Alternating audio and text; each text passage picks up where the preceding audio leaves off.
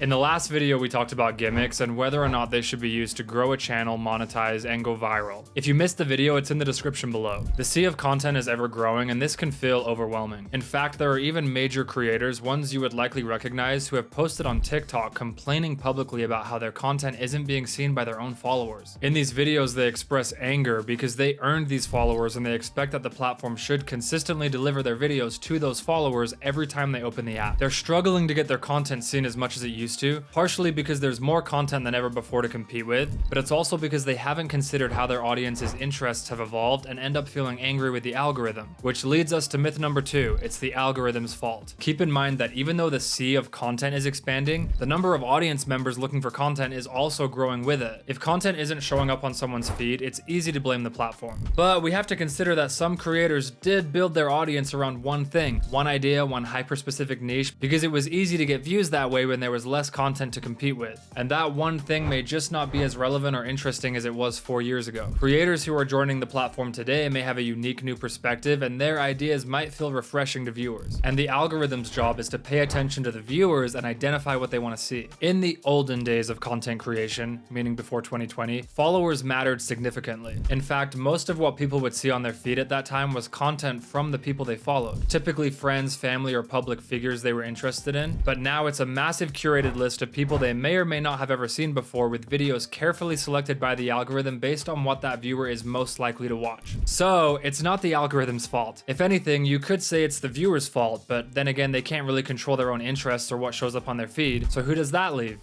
The creator. While no one knows for certain exactly how each platform's algorithm operates, YouTube engineers have publicly spoken out and posted videos repeatedly about how the algorithm serves the viewer. It's designed to pay attention to the content viewers engage with, utilize data from other people who also engage with that content or similar content, and create a pool of data that helps predict what a person is going to be most likely interested in watching next. And unless a viewer is on the following feed tab on TikTok, which is probably the least used tab, most platforms aren't going to consider who the viewer is or is not following when selecting the content to deliver to them. They're simply going to snatch up whatever piece of content is available that is most likely to scratch the viewer's itch and deliver it to them regardless of where it came from. That's why it's so important to have a solid process in place to develop and reconfigure ideas, which is something I cover thoroughly in the Viral Blueprint course. This is actually not as complicated as some people might think. It just takes a little bit of direction and a consistent process. And I can show you exactly how to do this. If you click the link below, I'll email you a free document right away that gives you a solid process you can follow to develop ideas. The bottom line is that views alone don't mean anything if the right people aren't watching. A creator could post something controversial and get a ton of engagement, but if that engagement is just people arguing in the comments, what does that actually do? Those viewers aren't going to buy a product, they're not going to trust a recommendation, and in some cases they're not even going to remember who posted that video. Building a successful platform isn't just about attracting views, it's about building a community of people who actually want to keep watching. A huge part of this is delivering constantly evolving content consistently, which establishes trust and creates a sense of intrigue with the viewers. And honestly, early on in my journey, this is something that wasn't even on my radar.